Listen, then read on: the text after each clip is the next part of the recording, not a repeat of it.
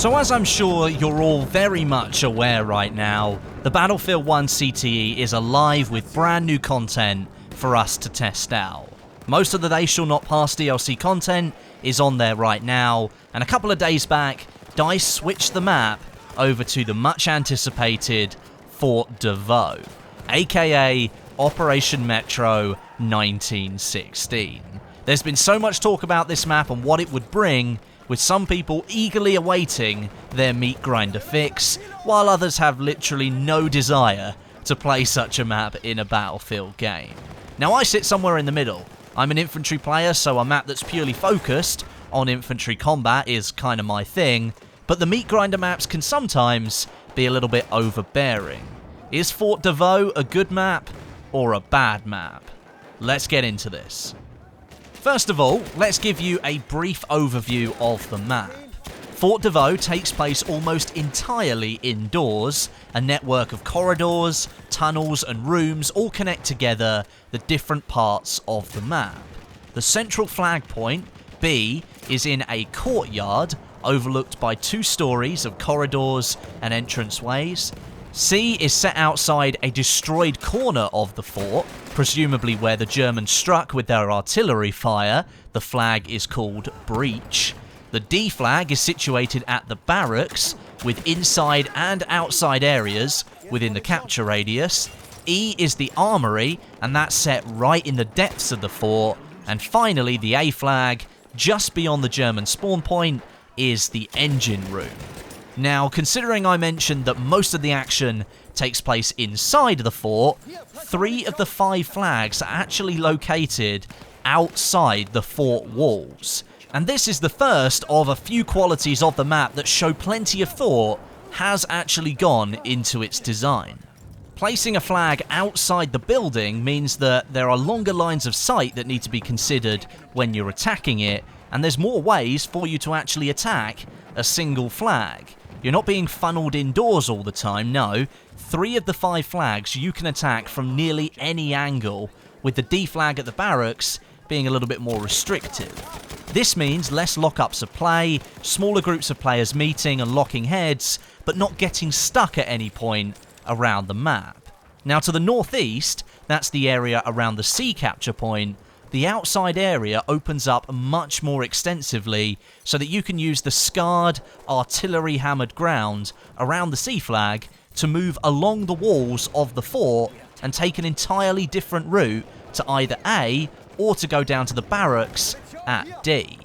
The area that's open is probably larger than perhaps what most players would actually use, but I did get shot by a couple of well-placed scout players who'd taken refuge behind some of the rocks near the out-of-bounds line.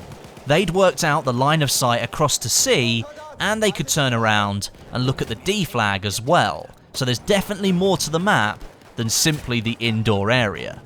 Now focusing back towards that indoor area, the second thing that makes this map very, very good in my opinion is the pathing and the location of the capture points on the map. Cast your mind back to Operation Metro from Battlefield 3 and Operation Locker from Battlefield 4. Those maps were true meat grinders, as is Fort de Vaux. But here there is one major, brilliant difference. Fort de Vaux is not linear, it's circular.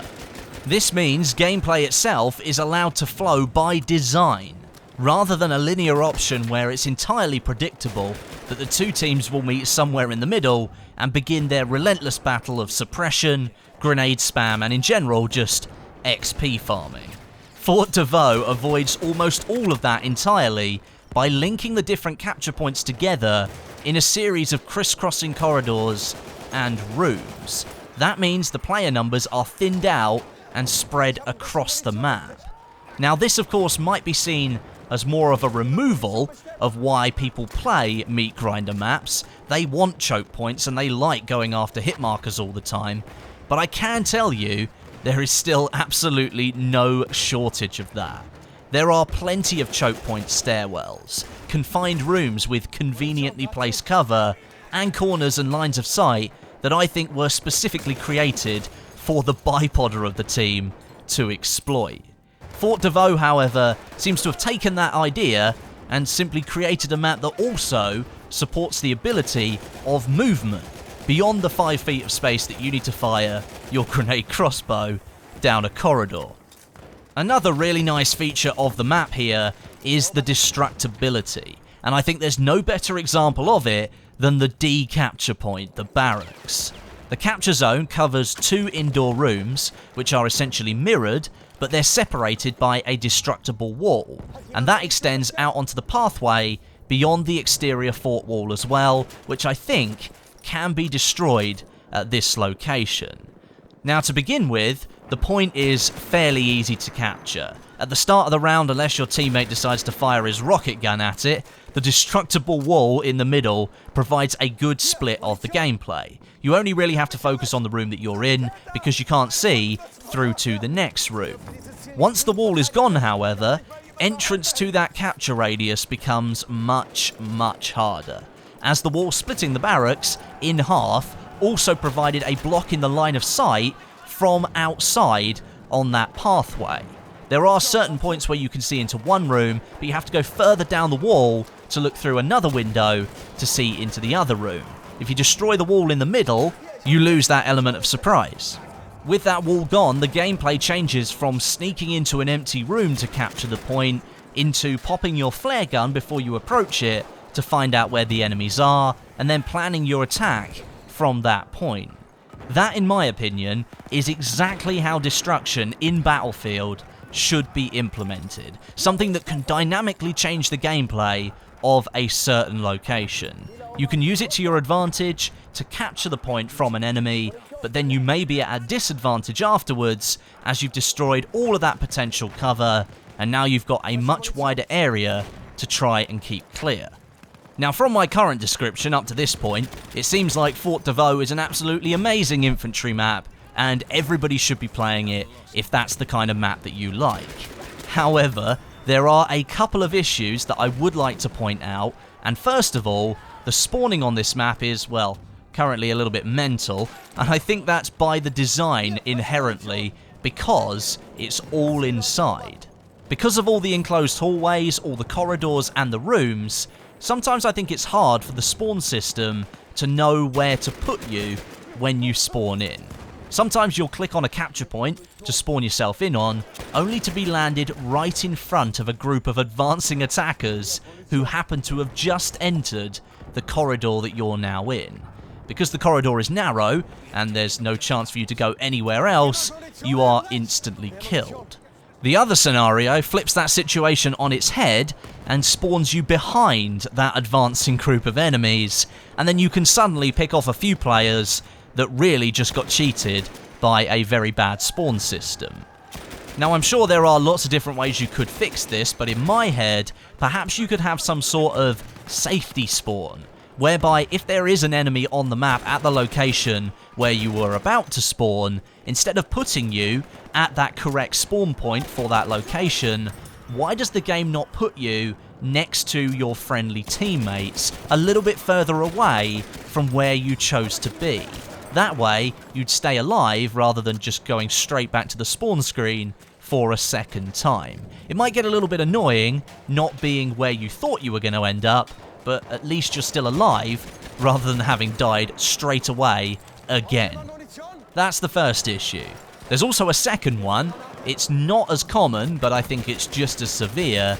There is a spawn lock on the Germans being pushed all the way back to their spawn, and the French capping all 5 flags. Now, I call it a spawn lock because they cannot break out of it once they get stuck in it. The Germans can't really flank out of their own spawn point, and they kind of get funneled towards A all of the time, which is extremely frustrating because that's exactly where the French forces are looking at them from. The fix would be to extend the out-of-bound lines a bit so the Germans can have a bit more room, a little bit more space for them to attack a flank of the French. But right now, if the French are the dominant team and they've got hold of 5 flags, they can make it a very difficult round for the German team. Overall, I think Fort de Vaux is a great map, and it's one that I'm really looking forward to getting into. It's definitely going to be one of those meat grinder maps where you can utilize it to get the kills that you need to unlock a weapon or to get to the next class rank for a specific class. Now, if you've played on the CTE and you have your own feedback for the Fort de Vaux map, there is a Reddit thread on the CTE page. I've linked it down in the description, so you can go and give your opinions there as well as in the comments. Obviously, DICE are utilizing the CTE to get as much feedback as they can, and they really want to make sure that they get Fort de Vaux right. All of this feedback counts. Make sure you get over there and leave your opinions in that section. Thanks very much for watching. Until next time, my name is Westie, and I'll catch you guys in the next video.